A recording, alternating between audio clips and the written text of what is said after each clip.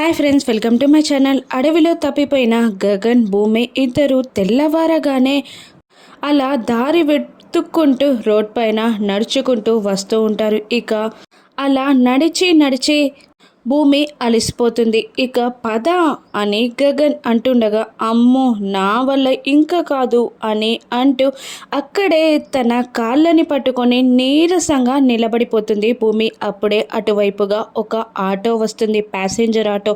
అందులో చాలామంది మెంబర్స్ ఉంటారు. కానీ గగన్ భూమి పరిస్థితిని చూసి ఆటోని ఆపుతాడు. ఇక ఎక్కండి అని ఆటో డ్రైవర్ అంటూ ఉండగా అందులో ఉన్న వాళ్ళందరూ కాస్త జరిగి ప్లేస్ ఇస్తారు. అందులో ఒక్కరు కూర్చోడానికి మాత్రమే ప్లేస్ ఉంటుంది. ఇక గగన్ చేసేది లేక అటు ఇటు చూసి మెల్లిగా తను కూర్చొని భూమిని రమ్మన్నట్టు పిలుస్తూ ఉంటాడు. ఇక భూమి కూడా సరే అన్నట్టు లోపలికి ఎక్కుతూ ఉండగా భూమి నడుము పట్టుకొని తన కాళ్ళపై కూర్చోపెట్టుకుంటాడు గగన్. ఇక అలా గగన్ ఒక పిల్లాన్ని పట్టుకున్నట్టు భూమిని పట్టుకొని తన కాళ్ళ మీద కూర్చోబెట్టుకునేసరికి భూమి ఆశ్చర్యంగా గగన్ వైపు చూస్తూ ఉంటుంది. ఇక గగన్ కూడా ఏమీ మాట్లాడకుండా భూమి కళ్ళలోకి కళ్ళు పెట్టి చూస్తూ ఉంటాడు. ఇక అలా ఆటో స్టార్ట్ అవుతుంది.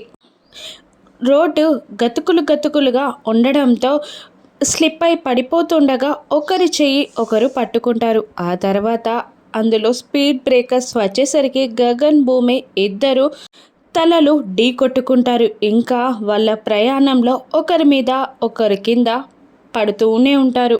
కానీ భూమి మాత్రం గగన్ని మనసారా ప్రేమిస్తూ ఉంటుంది.